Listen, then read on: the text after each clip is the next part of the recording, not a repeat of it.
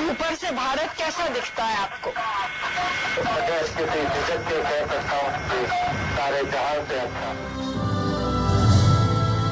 ആദ്യമായി ഒരു ഇന്ത്യക്കാരൻ ബഹിരാകാശത്തെത്തിയത് 1984-ലായിരുന്നു. 80കളിൽ ഇന്ത്യൻ രാഷ്ട്രീയവും കണ്ടു പുതിയ ആകാശങ്ങളും പുതിയ അനുഭവങ്ങളും. 70കളിലെ അടിയന്തരാവസ്ഥയ്ക്ക് കുറെ ആളുകളെ വന്ധ്യംകരിക്കാനായിട്ടുണ്ടാകാം, കുറെ കെട്ടിടങ്ങൾ തകർക്കാനായിട്ടുണ്ടാകാം. പക്ഷേ രാജ്യവും അതിൻ്റെ ജനാധിപത്യവും 70കളുടെ പാഠങ്ങളുമായി 80കളെ കാത്തിരിക്കുകയായിരുന്നു പുതിയ വോട്ടുകഥകൾക്കായി.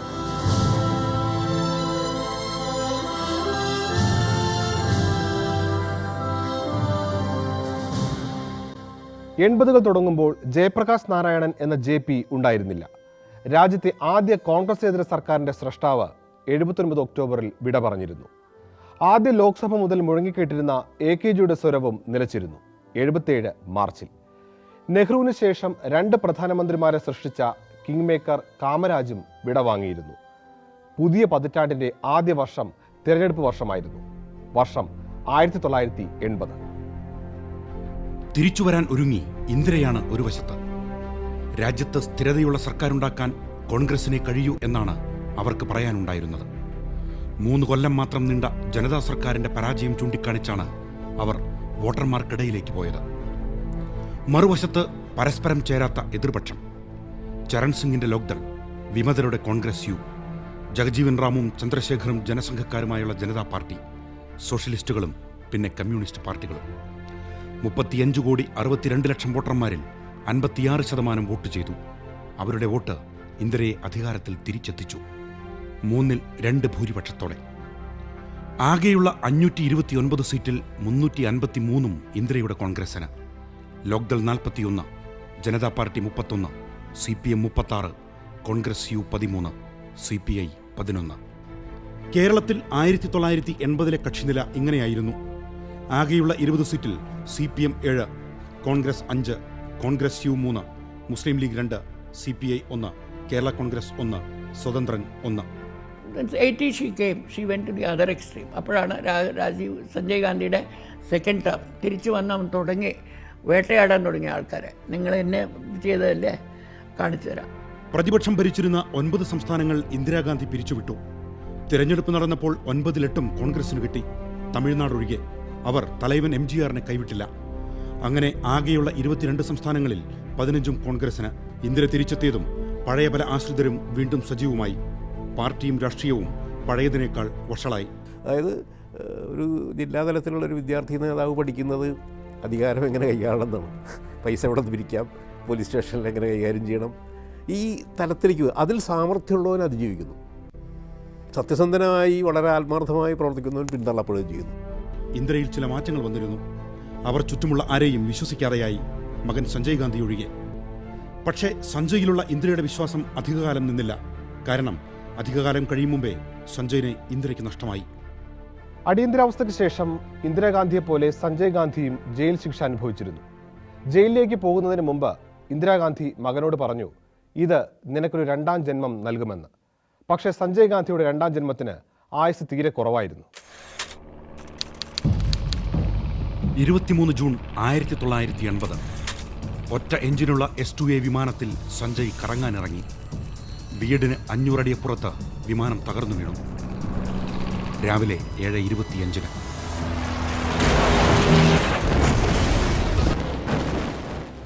സഞ്ജയും സഹ പൈലറ്റും മരിച്ചു. സഞ്ജയിന്റെ മകൻ വരുണിന് അന്ന് പ്രായം 3 മാസം. ഒഴിവാക്കമായിരുന്ന അപകടമായിരുന്നു അത്. ഉയരം വളരെ കുറച്ച് വിമാനം പറപ്പിക്കരുതെന്ന് ഡൽഹി ഫ്ലൈയിംഗ് ക്ലബ്ബ് മുന്നറിയിപ്പ് കൊടുത്തിരുന്നു. വിമാനം പറപ്പിക്കുമ്പോൾ സഞ്ജയ് കൊലാപുരി ചെരുപ്പുകളാണ് ധരിച്ചിരുന്നത്.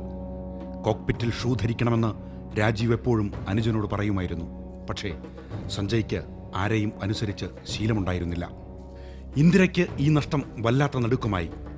അവർ മൂത്തമകൻ രാജീവിനെ സഹായത്തിന് വിളിച്ചു. ഇന്ത്യൻ എയർലൈൻസിൽ പൈലറ്റായിരുന്ന രാജീവിന് രാഷ്ട്രീയം തീരെ താല്പര്യമുണ്ടായിരുന്നില്ല. പക്ഷേ അമ്മ വിളിച്ചപ്പോൾ പോകാതിരിക്കാൻ കഴിഞ്ഞില്ല. അമേത്തിയിൽ മത്സരിച്ച് രാജീവ് MP ആയി.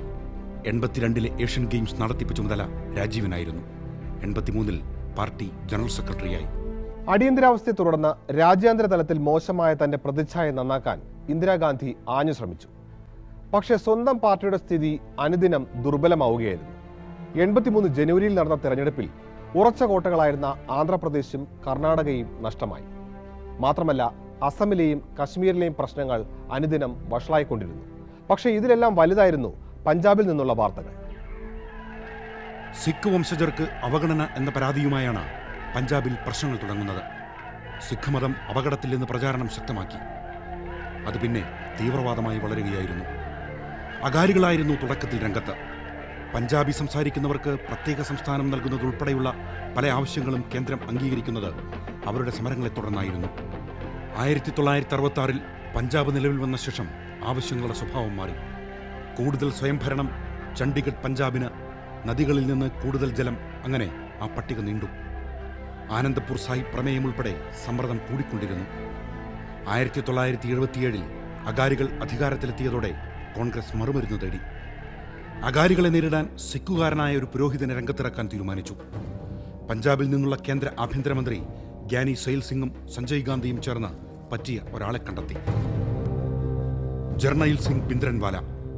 6 അടി പൊക്കവും മെലിഞ്ഞ ശരീരവും തീപ്പൊരി പ്രസംഗവും. സിഖ് യുവാക്കൾ ഭിന്ദ്രൻവാലയ്ക്ക് ചുറ്റും കൂടി. ഭിന്ദ്രൻവാല പക്ഷേ സെയിൽ സിംഗ് വിചാരിച്ചെടുത്ത് നിന്നില്ല. ആരെയും കൂസാതെ അയാൾ വളർന്നു. രാജ്യത്തെ നിയമങ്ങൾ വകവച്ചില്ല. കൊല്ലും കൊലയും കൊള്ളയും നടത്തുന്ന സംഘത്തിന്റെ നേതാവായി അദ്ദേഹം മാറി. 1980 നിരങ്കാരി വിഭാഗവുമായുള്ള ഏറ്റുമുട്ടൽ വെറുമൊരു തുടക്കം മാത്രമായിരുന്നു. പഞ്ചാബ് കേസരി പത്രത്തിന്റെ ഉടമ ലാല ജഗത് നാരായൺ കൊല്ലപ്പെട്ടു. മകൻ പിന്നാലെ. ഡെപ്യൂട്ടി IG അത്വാൾ സുവർണക്ഷേത്രത്തിന് പുറത്ത് വെടിയേറ്റു വീണു. ചാവേർ സംഘമുണ്ടാക്കി രാജ്യത്തെ നിയമത്തെ വെല്ലുവിളിച്ചു. സ്വന്തമായി ഉത്തരവുകൾ ഇറക്കി, നികുതി പിരിച്ചു. ഹിന്ദുക്കളും മറ്റ് സിഖ് വിഭാഗക്കാരും സാധാരണക്കാരും ഭിന്ദ്രൻവാലയുടെ സംഘത്തിനാൽ കൊല്ലപ്പെടുന്നത് നിത്യസംഭവമായി. സേനാ ക്യാമ്പുകളും പോലീസ് സ്റ്റേഷനുകളും ആക്രമിച്ച് ആയുധങ്ങൾ പിടിച്ചെടുത്തു. പാകിസ്ഥാനിൽ നിന്ന് വലിയ തോതിൽ സഹായവും സ്വീകരിച്ചു. ഇന്ത്യയുടെ പ്രതികരണങ്ങൾ പ്രസ്താവനകളിലും പ്രതികരണങ്ങളിലുമായി ഒതുങ്ങി. हमारे आसपास भी लड़ाइयाँ चल रही हैं जिसमें उनका काम उससे बन जाए, लड़ाई की जरूरत ही न हो. ഗ്യാനി സെയിൽ സിംഗ് ഭിന്ദ്രൻവാലയുടെ സംരക്ഷകനായി ഡൽഹിയിലുണ്ടായിരുന്നു. കൊലപാതകങ്ങൾക്ക് പിന്നിൽ ഭിന്ദ്രൻവാലയാണെന്നറിഞ്ഞിട്ടും ആരും അയാളെ പിടികൂടിയില്ല. പഞ്ചാബിലെ ക്രമസമാധാനം താറുമാറായിട്ടും കേന്ദ്രം ഒന്നും ചെയ്തില്ല. ഇത് ഭിന്ദ്രൻവാലയുടെ ധൈര്യം കൂട്ടി. ഗുരുദ്വാരകൾ ആയുധപ്പുരകളായി. ഇന്ത്യക്കെതിരെ ആയുധമെടുത്ത് പോരാടി സിഖ് പരമാധികാര രാജ്യം സ്ഥാപിക്കാൻ ഭിന്ദ്രൻവാല ആഹ്വാനം ചെയ്തു. ഖാലിസ്ഥാൻ വാദം ഉന്നയിക്കുന്ന സമയത്ത് അതിൻ്റെ പിന്നിൽ വാസ്തവത്തിലുണ്ടായിരുന്നത് പ്രവാസികളാണ്, വളരെ ധനികരായ പ്രവാസികൾ. ഈ പ്രവാസികളുടെ താല്പര്യം യഥാർത്ഥത്തിൽ അന്താരാഷ്ട്ര താല്പര്യങ്ങളാണ്. ആ അന്താരാഷ്ട്ര താല്പര്യങ്ങൾക്ക് കൂടുതൽ സഹകരണം ലഭിക്കുക ഇങ്ങനെ ഒരു പുതിയ രാജ്യം ഉണ്ടായാലായിരിക്കും എന്ന് കരുതി അതിനോട് സഹകരിച്ചു. സാമ്പത്തികമായിട്ട് അവർ വളരെയധികം സഹായിച്ചു എന്നൊക്കെയുള്ളതേ ഉള്ളൂ. അമൃത്സറിലെ സുവർണക്ഷേത്രം, സിഖ് മതസ്ഥരുടെ പുണ്യസ്ഥലം. ചരിത്രപ്രസിദ്ധമായ ജാലിയൻവാലാബാഗിൽ നിന്ന് 10 മിനിറ്റ് നടന്നാൽ സുവർണക്ഷേത്രത്തിലെത്താം. ഈ പുണ്യക്ഷേത്രം ഭിന്ദ്രൻവാലയുടെ ഹെഡ്ക്വാർട്ടേഴ്സ് ആകുകയായിരുന്നു. ഇവിടത്തെ അകാൽ തക്തിൽ ഭിന്ദ്രൻവാല താമസം തുടങ്ങി. അത് അയാളുടെ താവളവും ആയുധപ്പുരയുമായി. ഇന്ത്യയെയും അതിന്റെ പട്ടാളത്തെയും ഭിന്ദ്രന് പേടിയില്ലായിരുന്നു. തന്നെ തിരഞ്ഞ് സൈന്യം വരുമെന്ന് അയാൾക്കറിയാമായിരുന്നു. വരുന്നവർ തിരിച്ചു പോകില്ലെന്ന് ഭിന്ദ്രൻവാല പ്രഖ്യാപിച്ചു.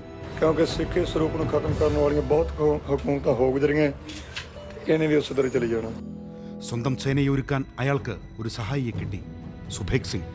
71 പാക് യുദ്ധത്തിലെ ഇന്ത്യയുടെ ഹീറോ. ഭിന്ദ്രൻവാലയുടെ ഭീകരന്മാർക്ക് സുഭേഗ് പരിശീലനം കൊടുത്തു. വൈറൽസ് ഉൾപ്പെടെ വലിയ സംവിധാനങ്ങൾ ഒരുക്കി. 1 മാസത്തേക്കുള്ള ഭക്ഷണം സുവർണക്ഷേത്രത്തിൽ കരുതി അവർ ഒരുങ്ങിയിരുന്നു. ഭിന്ദ്രൻവാലയെ അപേക്ഷിച്ച് മിതവാദികളായിരുന്ന അകാലികൾ പോലും തീവ്രവാദികളായി മാറുന്നതാണ് 84 അടുക്കുമ്പോൾ കാണാൻ കഴിഞ്ഞത്. ഖാലിസ്ഥാൻ എന്ന പേരിൽ പഞ്ചാബ് മറ്റൊരു രാജ്യമായി മാറുമോ എന്ന ആശങ്ക രാജ്യത്ത് പടർന്നു. ജൂൺ 3 അവസാന പോരാട്ടത്തിന്റെ ദിവസമായി തീവ്രവാദികൾ നിശ്ചയിച്ചു. അതോടെ ന്യൂഡൽഹിക്ക് പ്രതികരിക്കാതിരിക്കാൻ കഴിഞ്ഞില്ല.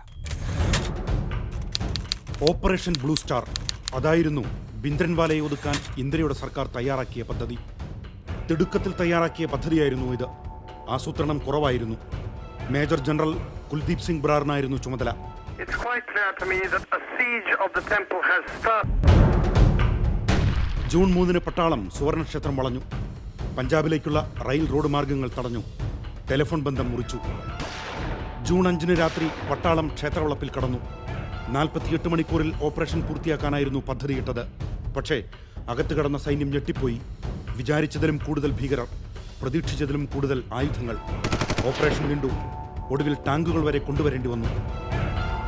From some of the weapons that we've captured, we can see clearly the identification that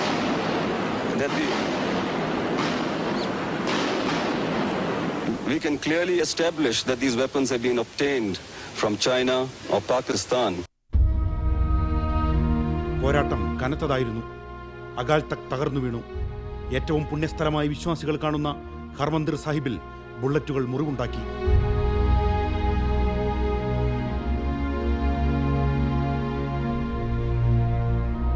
നടപടി അവസാനിക്കുമ്പോൾ 492 ഭീകരർ ഇന്ത്യൻ പട്ടാളത്തിന്റെ വെടിയേറ്റ് മരിച്ചിരുന്നു. ബിന്ദ്രൻവാലയും സുഭേഗ് സിംഗും ഉൾപ്പെടെ. സൈന്യത്തിന് 4 ഓഫീസർമാരെയും 79 പട്ടാളക്കാരെയും നഷ്ടമായി. രാജ്യത്തിന്റെ ഐക്യത്തെ ചോദ്യം ചെയ്യുന്നവരെ ശക്തമായി നേരിടുമെന്ന സന്ദേശം ഇതുവഴി കൊടുക്കാനായി. ബിന്ദ്രൻവാലയുടെയും കൂട്ടരുടെയും ശല്യം അവസാനിപ്പിക്കാനുമായി. പക്ഷേ ഖാലിസ്ഥാൻ പ്രസ്ഥാനം അവസാനിപ്പിക്കാൻ ഈ operation മതിയായിരുന്നില്ല.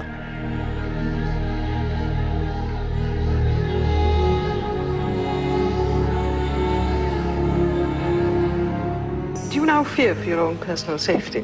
Well, I've lived with danger all my life, and I think I've had a pretty full life, and it makes no difference whether you die in bed or you die standing up. Blue star ഓപ്പറേഷന്റെ വിവരം ഇന്ദിര രാഷ്ട്രപതിയായിരുന്ന സെയിൽ സിംഗിൽ നിന്ന് പോലും മറച്ചുവെച്ചു. അതിൽ സെയിൽ സിംഗ് അസ്വസ്ഥനായിരുന്നു. സെയിൽ സിംഗ് രാജിവെക്കുമെന്ന് പോലും അഭ്യൂഹം പരന്നിരുന്നു. അദ്ദേഹം അമൃത്സറിൽ പോയി മാപ്പ് പറഞ്ഞു. പക്ഷേ രാഷ്ട്രപതി എന്ന നിലയിൽ രാജ്യത്തോടൊപ്പം നിൽക്കുകയും ചെയ്തു.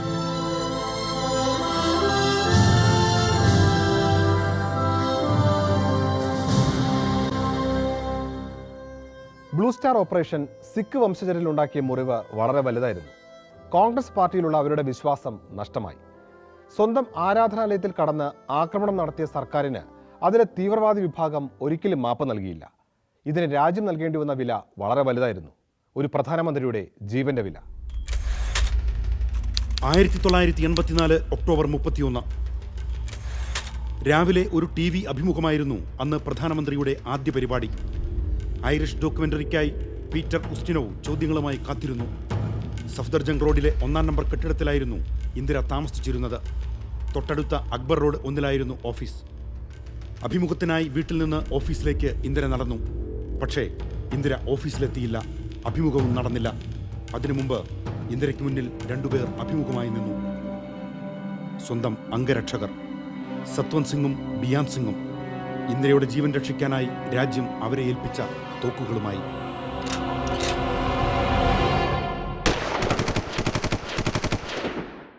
आज सवेरे नई दिल्ली में प्रधानमंत्री के निवास स्थान पर श्रीमती गांधी की हत्या करने की कोशिश की गई। उन्हें तुरंत All India Institute of Medical Sciences ले जाया गया. All India Institute of Medical സയൻസസിന് പുറത്ത് ജനം കാത്തുനിന്നു. തങ്ങളുടെ പ്രധാനമന്ത്രി അപകടനില തരണം ചെയ്തു എന്ന വാർത്ത കേൾക്കാൻ. പക്ഷേ എല്ലാം നേരത്തെ കഴിഞ്ഞിരുന്നു. ആശുപത്രിയിലെത്തുമ്പോഴേക്കും തന്നെ ആരും ഒന്നും പുറത്തു പറഞ്ഞില്ലെന്നേയുള്ളൂ. ഒടുവിൽ ഇന്ത്യക്കാർ ആ വാർത്തയെറിഞ്ഞത് BBC പറഞ്ഞാണ്. Good evening. Indira Gandhi, ruler of the world's largest democracy, died today, shot down by 2 of her own bodyguards. They were Sikhs taking revenge for the invasion of their temple in June. 30-ലധികം ബുള്ളറ്റുകളാണ് ഇന്ദിരയുടെ ശരീരത്തിലേക്ക് സത്വന്തും ബിയാന്തും കടത്തിവിട്ടതെന്ന് ഡോക്ടർമാർ പറഞ്ഞു. പ്രധാനമന്ത്രിയെ വെടിവെച്ചിട്ട ശേഷം ചുറ്റും വളഞ്ഞ പോലീസുകാരോട് കൊലയാളികൾ പറഞ്ഞു, ഞങ്ങൾക്ക് ചെയ്യാനുള്ളത് ചെയ്തു, ഇനി നിങ്ങൾക്ക് ചെയ്യാനുള്ളത് ചെയ്യാം. ലോകം നടുങ്ങി നിൽക്കുകയായിരുന്നു ആ മണിക്കൂറുകളിൽ. ഓൾ ഇന്ത്യ റേഡിയോ വൈകിട്ട് 6 മണി വരെ വാർത്ത പിടിച്ചുവെച്ചു. It is with deep regret that we inform you of the death of Prime Minister Indira Gandhi. She was assassinated by members of her own personal security guard at her residence this morning. അച്ഛനോടൊപ്പം താമസിച്ചിരുന്ന തീൻമൂർത്തി ഭവനിൽ ഇന്ദിരയുടെ മൃതദേഹം പൊതുദർശനത്തിന് വെച്ചു. ഇനി എന്ത് എന്ന ചോദ്യമായിരുന്നു മറ്റു നേതാക്കളുടെ മനസ്സിൽ. മകൻ രാജീവ് അന്ന് പശ്ചിമബംഗാളിലായിരുന്നു. രാഷ്ട്രപതി സെയിൽ സിംഗ് വിദേശത്തും. രണ്ടുപേരും അടിയന്തരമായി തിരിച്ചെത്തി. രഹസ്യാന്വേഷണ വിവരങ്ങൾ ചൂണ്ടിക്കാട്ടി സിഖ് കാവൽക്കാരെ മാറ്റാൻ ഇന്ദിരാഗാന്ധിയോട് പലരും ആവശ്യപ്പെട്ടിരുന്നു. എന്നാൽ നമ്മുടേത് ഒരു മതേതര രാജ്യമല്ലേ എന്നാണ് അവർ തിരിച്ചു ചോദിച്ചിരുന്നത്. ഇന്ദിരാവധത്തിന് ശേഷം കൊലയാളികളിൽ ഒരാളായ ബിയാൻ സിംഗ് പോലീസിന്റെ വെടിയേറ്റ് മരിച്ചു. മറ്റൊരാളായ സത്വന്ത് സിംഗിനെ പിന്നീട് തൂക്കിക്കൊന്നു. ഒക്ടോബർ 31-ന് പ്രസിഡന്റ് സെയിൽ സിംഗ് വിദേശത്ത് നിന്ന് തിരിച്ചെത്തും മുമ്പ് തന്നെ കോൺഗ്രസിന്റെ പാർലമെന്ററി പാർട്ടി യോഗം ചേർന്നു. അവർ അവരുടെ നേതാവായി രാജീവ് ഗാന്ധിയെ തിരഞ്ഞെടുത്തു. രാജീവിന് പ്രധാനമന്ത്രിയാകാൻ മനസ്സുണ്ടായിരുന്നില്ല. ഭാര്യ സോണിയാഗാന്ധിക്ക് തീരെ ഇഷ്ടമായിരുന്നില്ല. പാർട്ടി എത്ര നിർബന്ധിച്ചാലും സ്ഥാനം ഏറ്റെടുക്കരുതെന്ന് സോണിയ കരഞ്ഞു പറഞ്ഞു. I did not want my husband to become Prime Minister, and I was literally begging him not to. And I told him that I didn't want him to do it because they would kill him. വിദേശത്തുനിന്ന് രാഷ്ട്രപതി അപ്പോഴേക്കും എത്തിയിരുന്നു. അങ്ങനെ അമ്മ മരിച്ച അന്ന് വൈകിട്ട് 6 മണിക്ക് രാജീവ് ഗാന്ധി പ്രധാനമന്ത്രിയായി സത്യപ്രതിജ്ഞ ചെയ്തു. ഇന്ത്യയുടെ 6ാമത് പ്രധാനമന്ത്രി രാജീവ് ഗാന്ധി. പ്രായം 40 വയസ്സ്. ഇന്ദിരാഗാന്ധിയുടെ കൊലപാതകമുണ്ടാക്കിയ ഞെട്ടൽ ചെറുതായിരുന്നില്ല. അത് സിഖുകാർക്കെതിരായ രോഷപ്രകടനമായി മാറി. തീൻമൂർത്തി ഭവനിലെത്തിയ CPM നേതാവ് സുർജിത്തിനെതിരെ കയ്യേറ്റ ശ്രമമുണ്ടായി. എന്തിന് രാഷ്ട്രപതി സെയിൽ സിംഗിന്റെ അകമ്പടി വാഹനം പോലും ആക്രമിക്കപ്പെട്ടു. ഇന്ദിരാഗാന്ധി മരിച്ച അന്ന് രാത്രി തന്നെ ഡൽഹിയിലെ ഗലികൾക്ക് ഭ്രാന്ത് പിടിച്ചു. കോൺഗ്രസുകാർക്കും സിഖുകാർക്കെതിരെ കലാപം പൊട്ടിപ്പുറപ്പെട്ടു. കണ്ണിൽ കണ്ട സിഖുകാരെ അവർ കൊന്നുതള്ളി. വീടും വിലപിടിപ്പുള്ളതും കൊള്ളയടിച്ചു. ബാക്കി വന്നവ തീയിട്ടു. സ്ത്രീകളെ ബലാത്സംഗം ചെയ്തു കൊന്നു. കുട്ടികളെപ്പോലും വെറുതെ വിട്ടില്ല. 3000-ഓളം പേരാണ് 3 ദിവസത്തിനുള്ളിൽ മരിച്ചു വീണത്. ഭരണപാർട്ടിക്കാരും റൌഡികളും രാജ്യ തലസ്ഥാനത്ത് പേപിടിച്ചു നടന്നു. ഭരണകൂടം കണ്ണടച്ചു പിടിച്ചു. പോലീസ് ഒന്നും ചെയ്തില്ല. ബാരക്കുകളിൽ പട്ടാളത്തോട് തയ്യാറായി നിൽക്കാൻ പറഞ്ഞു. 3 ദിവസം അവരങ്ങനെ നിന്നതേയുള്ളൂ. പ്രധാനമന്ത്രി രാജീവോ ആഭ്യന്തരമന്ത്രി നരസിംഹറാവുവോ അവരോട് കലാപം നിർത്താൻ പറഞ്ഞില്ല. പറഞ്ഞത് 3 ദിവസം കഴിഞ്ഞിട്ട്. രാജീവ് പിന്നീട് പൊതുസമ്മേളനത്തിൽ പറഞ്ഞു, വൻമരങ്ങൾ വീഴുമ്പോൾ ഭൂമി കുലുങ്ങാറുണ്ട്.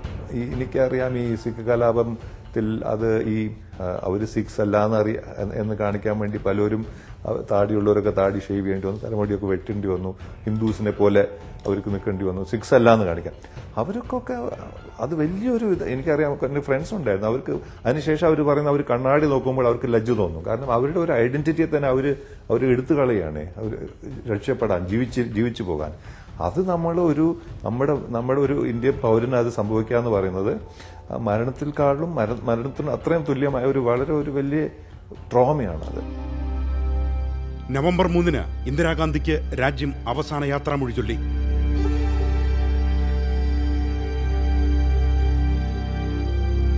രാജ്ഘട്ടിനടുത്ത് ശക്തിസ്ഥലിൽ പ്രധാനമന്ത്രി രാജീവ് മുൻ പ്രധാനമന്ത്രി ഇന്ദിരയുടെ ചിതയ്ക്ക് തീ കൊളുത്തി.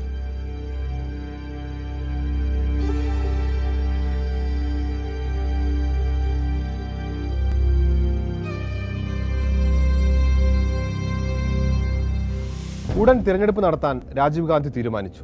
കാലാവധി പൂർത്തിയാക്കും മുമ്പ് രാജിവെച്ച് ലോക്സഭ പിരിച്ചുവിട്ടു. 1984-ൽ തിരഞ്ഞെടുപ്പ് നടന്നു. തൻ്റെ അമ്മയ്ക്കോ അമ്മയുടെ അച്ഛനോ നേടാൻ കഴിയാത്ത വലിയ വിജയമാണ് രാജീവിനെ കാത്തിരുന്നത്.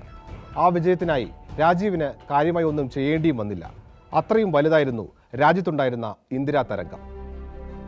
ഈ തെരഞ്ഞെടുപ്പിൽ രാജീവിന്റെ പ്രചാരണ കാര്യങ്ങൾ നോക്കാൻ റീഡെഫിനിഷൻ എന്ന കമ്പനിയുടെ സഹായവുമുണ്ടായിരുന്നു.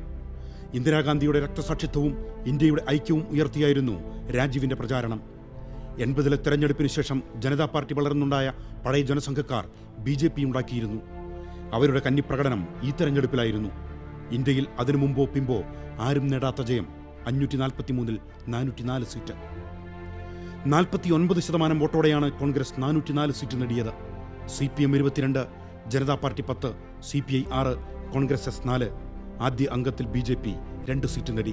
രാജീവ് ഗാന്ധി വരുമ്പോൾ കുടുംബത്തിൻ്റെ ആവശ്യമെന്നതിനേക്കാൾ കോൺഗ്രസ്സുകാരുടെ ആവശ്യമാണ് ഈ കുടുംബം അവിടെ ഉണ്ടാകണമെന്ന്. കാരണം ഈ കുടുംബത്തിനെ മുകളിൽ വെച്ചിട്ട് അതിന് താഴെ സമരം അങ്ങോട്ടും ഇങ്ങോട്ടും ഗ്രൂപ്പ് കളിക്കുന്നതാണ് അവരുടെ രീതി. അങ്ങനെയാണ് അവർ വളർന്നു വന്നിട്ടുള്ളത്. ഇന്ദിരാ തരംഗം ആഞ്ഞടിച്ച കേരളത്തിൽ കോൺഗ്രസ് 13 സീറ്റ് നേടി. മുസ്ലിം ലീഗും കേരള കോൺഗ്രസും 2 വീതം സീറ്റുകൾ നേടി. CPM-നും കോൺഗ്രസ് എസിനും ജനതാ പാർട്ടിക്കും ഓരോന്ന് വീതം കിട്ടി. പ്രതിപക്ഷം പേരിന് മാത്രമുണ്ടായിരുന്ന സഭയിൽ രാജീവ് ഗാന്ധിക്ക് പേടിക്കാൻ ഒന്നും ഉണ്ടായിരുന്നില്ല. പല പുതിയ കാര്യങ്ങൾക്കും തുടക്കമിടാൻ അദ്ദേഹത്തിന് കഴിഞ്ഞു. ഇലക്ഷന് ശേഷം പഞ്ചാബ് പ്രശ്നത്തിലും അദ്ദേഹം ഇടപെട്ടു. ലോങ്കോവാളിനെ ജയിലിൽ നിന്ന് വിട്ടു. പഞ്ചാബ് ഉടമ്പടി ഒപ്പുവെച്ചു. 1985 സെപ്റ്റംബറിൽ പഞ്ചാബിൽ തെരഞ്ഞെടുപ്പ് നടത്തി. തെരഞ്ഞെടുപ്പുമായി സഹകരിക്കാൻ തീരുമാനിച്ച ലോങ്കോവാൾ വെടിയേറ്റു മരിച്ചു. ആ തരംഗം കൂടിയായപ്പോൾ അകാലികൾ ജയിച്ചു. സുർജിത് സിംഗ് ബർണാല മുഖ്യമന്ത്രിയായി. പക്ഷേ കലാപത്തിന് അന്ത്യമായില്ല. 87 പിരിച്ചുവിട്ട് രാഷ്ട്രപതി ഭരണം ഏർപ്പെടുത്തേണ്ടി വന്നു. Punjab Accord was good.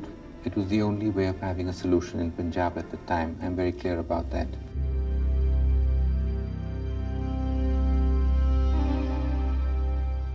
സത്യപ്രതിജ്ഞ ചെയ്ത് ചുമതലയേറ്റ് 1 മാസം കഴിഞ്ഞതേയുള്ളൂ. ഭോപ്പാൽ വിഷവാതക ദുരന്തം നടന്നു. ഡിസംബർ 3-ന് 2000 മനുഷ്യർ വിഷപ്പുകയേറ്റ് മരിച്ചു. ചേരികളിലും മറ്റും ജീവിച്ച പാവങ്ങളായിരുന്നു അധികവും. യൂണിയൻ കാർബൈഡ് ഫാക്ടറിയിൽ നിന്നായിരുന്നു കൊലപ്പുക വന്നത്. അമേരിക്കൻ കമ്പനി മേധാവി ആൻഡേഴ്സനെ അറസ്റ്റ് ചെയ്തെങ്കിലും ജാമ്യം കിട്ടി. ആൻഡേഴ്സൺ രാജ്യം വിട്ടത് അർജുൻ സിംഗിനോട് രാജീവ് പറഞ്ഞതനുസരിച്ചാണെന്ന് വിവാദവും വന്നു. ആൻഡേഴ്സന്റെ അറസ്റ്റിനെ പറ്റിയോ അയാളെ തിരിച്ചയച്ചതിനെ പറ്റിയോ ഏത് കണ്ടീഷനിൽ സ്വീകരിച്ചാണ് തിരിച്ചയച്ചതെന്നതിനെ പറ്റിയോ പ്രൈം മിനിസ്റ്ററുടെ ഓഫീസിന് യാതൊരു അറിവും ഇല്ലായിരുന്നു. 6 സാങ്കേതിക ദൗത്യങ്ങൾ രാജീവ് ആരംഭിച്ചു. കുടിവെള്ളം, സാക്ഷരത, രോഗപ്രതിരോധം, ധവള വിപ്ലവം, ടെലിഫോൺ വിപ്ലവം എന്നിവയുടെ തുടക്കം അവിടെ നിന്നായിരുന്നു. സാം പിട്രോഡയായിരുന്നു മുഖ്യ ഉപദേഷ്ടാവ്. കമ്പ്യൂട്ടർവൽക്കരണം ഊർജിതമാക്കി. നെഹ്റുവിൽ നിന്ന് ഇന്ദിരയിൽ നിന്ന് രാജീവ് ഗാന്ധിയിലേക്ക് ഉള്ളത് ഒരു തുടർച്ച. അപ്പോൾ തുടർച്ച ആഗ്രഹിക്കുന്നവരെ സംബന്ധിച്ചിടത്തോളം അദ്ദേഹം അതിന് പറ്റിയ ഒരു പ്രതീകമാണ്. അതേസമയം മാറ്റം ആഗ്രഹിക്കുന്ന ആളുകളുണ്ട് രാജ്യത്ത്, അങ്ങനെയുള്ള ആളുകളുണ്ട്. അവരെ സംബന്ധിച്ചിടത്തോളം അദ്ദേഹം ഒരു പ്രതീകമാണ്. കാരണം അദ്ദേഹം ചെറുപ്പക്കാരനാണ്, പുതിയ ആശയങ്ങളുണ്ട്, സാങ്കേതിക വിദ്യ ഉപയോഗിക്കണമെന്നൊക്കെ തരത്തിൽ ചിന്തിക്കുന്ന ഒരാളാണ്. ജവഹർ റോസ്ഗാർ യോജന തുടങ്ങി. കൂറുമാറ്റ നിരോധന നിയമം കൊണ്ടുവന്നു. 1985 കോൺഗ്രസ് ശതാബ്ദി സമ്മേളനത്തിൽ പാർട്ടിയിലെ പഴഞ്ചൻ സമ്പ്രദായങ്ങൾക്കെതിരെ രാജീവ് തുറന്നടിച്ചു. പഞ്ചായത്ത് രാജ് സ്ഥാപനങ്ങളെ ശക്തിപ്പെടുത്താൻ ശ്രമങ്ങൾ നടത്തി. താഴെത്തട്ടിൽ അധികാരമെത്തിക്കുന്നതിന് വിപുലമായ സമ്മേളനങ്ങൾ വിളിച്ച് സംസാരിച്ചു. അരുൺ സിംഗ്, അരുൺ നെഹ്റു, അങ്ങനെ തുടക്കക്കാരനായ രാജീവിന് ചുറ്റും ഉപദേശകരായി ധാരാളം പേരുണ്ടായിരുന്നു. അവർ നൽകിയ ഉപദേശങ്ങളെല്ലാം രാജീവിന് ഗുണം ചെയ്യുന്നവയായിരുന്നില്ല. കിട്ടുന്ന ഉപദേശങ്ങളിൽ നിന്ന് തീരുമാനങ്ങളാക്കി മാറ്റാനുള്ളവ തിരഞ്ഞെടുക്കുന്ന കാര്യത്തിൽ രാജീവ് ഗാന്ധിക്ക് വീഴ്ചകളും പറ്റിയിരുന്നു. ഒരുപക്ഷെ അതുകൊണ്ടാകാം ഭരണത്തിലെടുത്ത തീരുമാനത്തിന്റെ പേരിൽ സ്വന്തം ജീവൻ നഷ്ടപ്പെടുത്തേണ്ടി വന്ന ഭരണാധികാരികളുടെ പട്ടികയിൽ രാജീവ് ഗാന്ധിയുടെ പേരും വന്നത്. ആ കഥകളിലൂടെ ഓട്ടുകഥ തുടരും. I was so young when my grandfather died. If I had been older or he had lived longer, there would have been so much more that I could have imbibed. Well, when Sanjay and I were small, we used to do the sort of things all children did. And we'd play all the normal games, hockey, football, cricket, the Indian games, gulli danda and other games. I don't remember us being anything other than just normal like any other children.